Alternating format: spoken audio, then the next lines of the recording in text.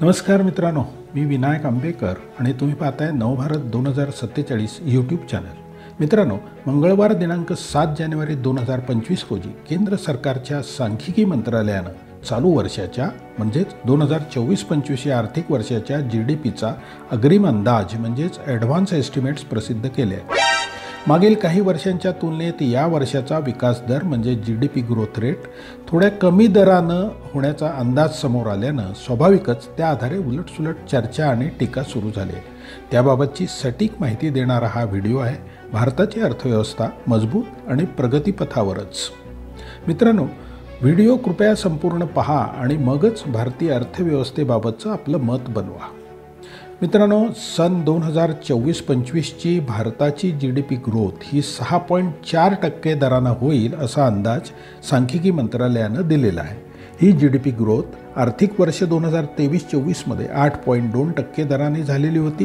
म्हणजे थोडक्यात या वर्षीची GDP ग्रोथ ही थोडी कमी झाली। हे आकडे रिअल GDP म्हणजेच वास्तविक GDPचे आहेत, ज्याचा अंदाज प्रमाण वर्षाच्या किंवा बेस इयरच्या किमतीच्या आधाराने केला जातो।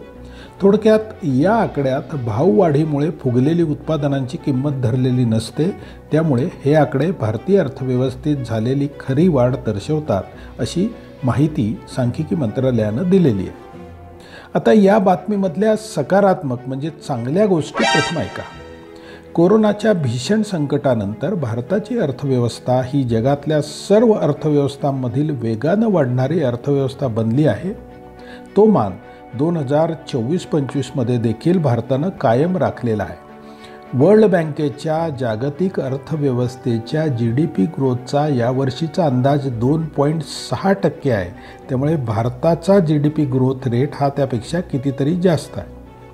यावर्षी मान्सूननं चांगली साथ दिल्यानं भारताच्या कृषी क्षेत्राचे वास्तविक सकल उत्पादन real gross value added GVA यातली वाढ यावर्षी 3.8% दराने झालेली आहे।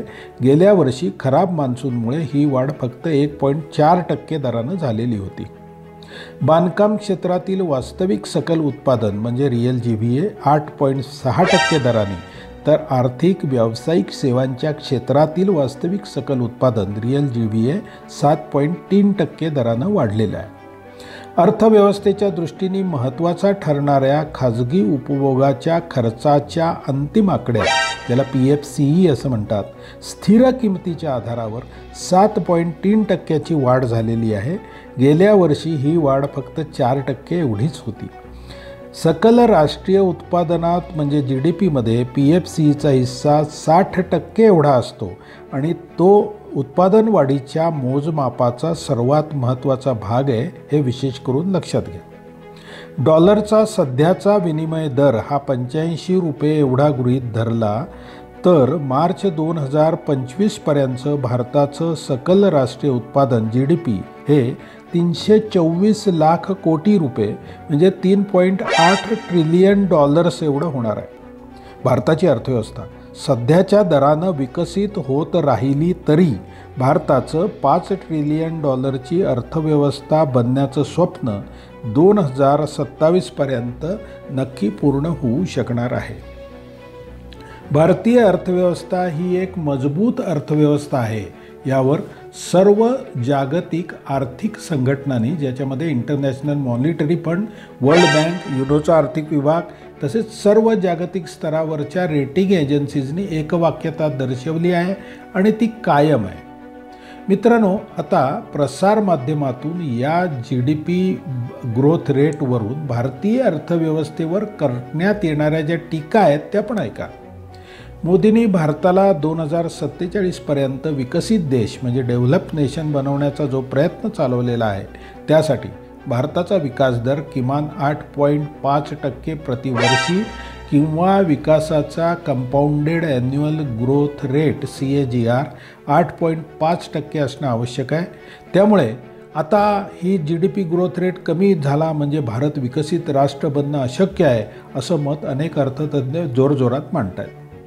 भारताचा विकास दर सन 2023-24 या वर्षी 8.2% होता, तो सन 2024-25मध्ये 6.4% एवढा कमी होतो आहे. याचा अर्थ भारतीय अर्थव्यवस्था ही मंदीच्या दिशेने चालली असंही काही लोक मानतात.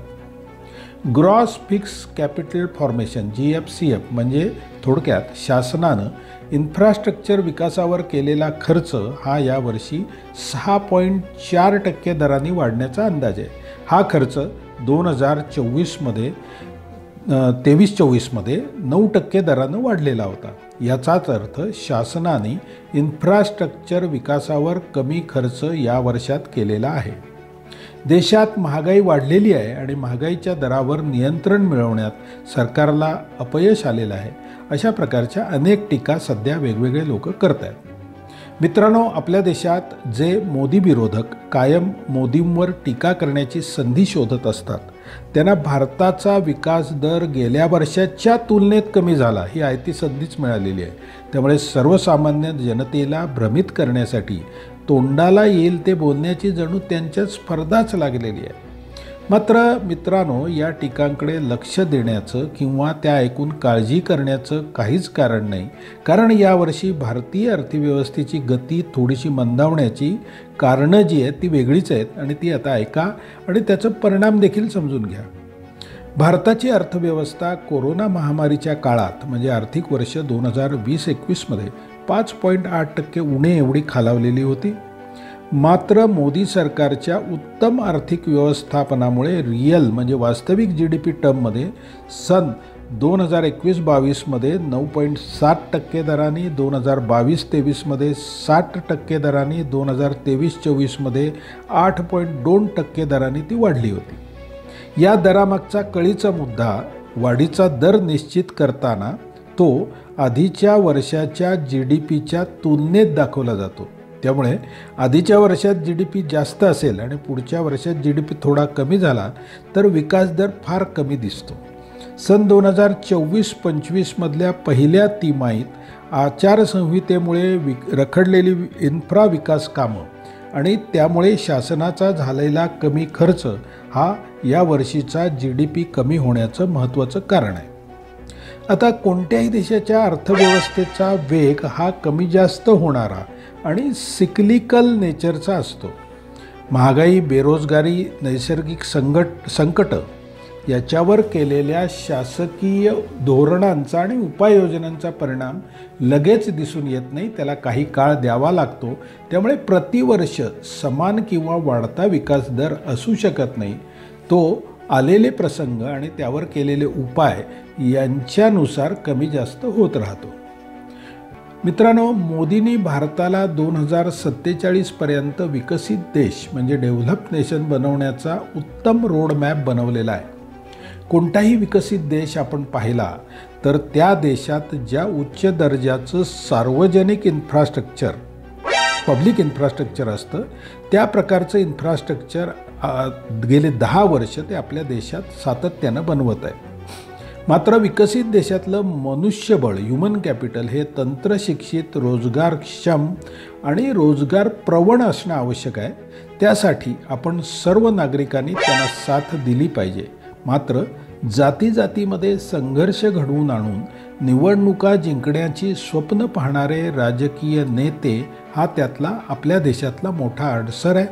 अर्थात त्यावरचा उपाय देखील आपल्याच हातात आहे. आपलं मत हा त्यावरचा उपाय आहे आणि माझ्या मते योग्य वेळेला आपण ते चांगल्या प्रकारे वापरतोय. इम्पोर्ट एक्सपोर्टमधील गॅप कमी केल्यास व मोदींच्या भारताला जगाचा मॅन्युफॅक्चरिंग हब बनवण्याच्या प्रयत्नाला अपेक्षित यश आल्यास भारताचं विकसित देश बनण्याचं स्वप्न निश्चितरित्या पूर्ण होणार आहे.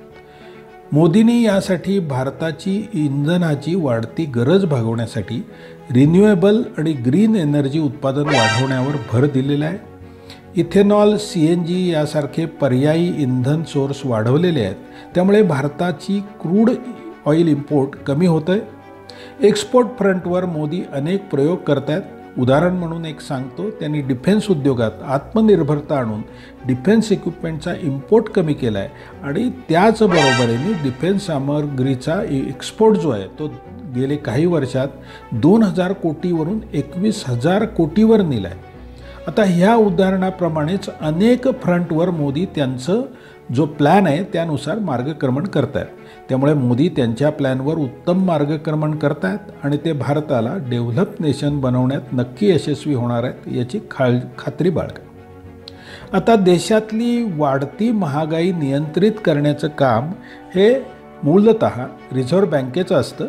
त्यासाठी बँकेची मॉनिटरी पॉलिसी कमिटी MPC याला सर्व अधिकार दिलेले आहेत.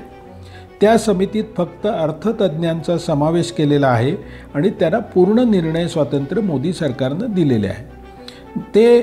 ही समिती दर 2 महिन्यांनी अर्थव्यवस्थेचा आढावा घेऊन आवश्यक निर्णय घेतात. आपल्याला माहिती असेल तर नुकताच या कमिटीने बँकांचा CRR म्हणजे कॅश रिझर्व्ह रेशो कमी करण्याचा आणि बाजारातली तरलता किंवा निधी वाढवण्याचा निर्णय घेतलेला आहे. त्यांचं काम योग्य पद्धतीने सुरू आहे. रेट कट आवश्यक आहे का नाही, इंटरेस्ट रेटमध्ये कमी करावे की नाही याबाबतचा निर्णय ते योग्य पद्धतीने योग्य वेळेला घेतील. आपल्या देशात आणि देशाबाहेर विचार आणि व्यक्ती स्वातंत्र्याच्या नावाखाली बेताल बडबड करणारे अर्थतज्ज्ञ मित्रांनो अनेक आहेत. त्यातले अनेक पेड आहेत तर काही मोदी द्वेष्टे आहेत. ते सगळे एका सुरात मोदींना शिवीगाळ करत असतात.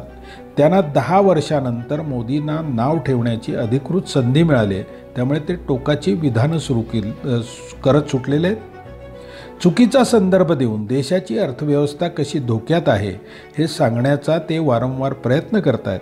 पण त्यांची सर्व विधानं धादांत खोटी आहेत हे लक्षात ठेवा. आपला देश नरेंद्र मोदींच्या हातात सुरक्षित आहे आणि प्रगतीपथावर आहे आणि भारत हा 2047 साली नक्कीच विकसित भारत असेल याची खात्री बाळगा. तर मित्रांनो, या व्हिडिओत इथेच थांबतोय. व्हिडिओ आवडला असेल तर जरूर लाईक करा आणि या चॅनेलला जरूर सबस्क्राईब करा. जय हिंद, जय सियाराम.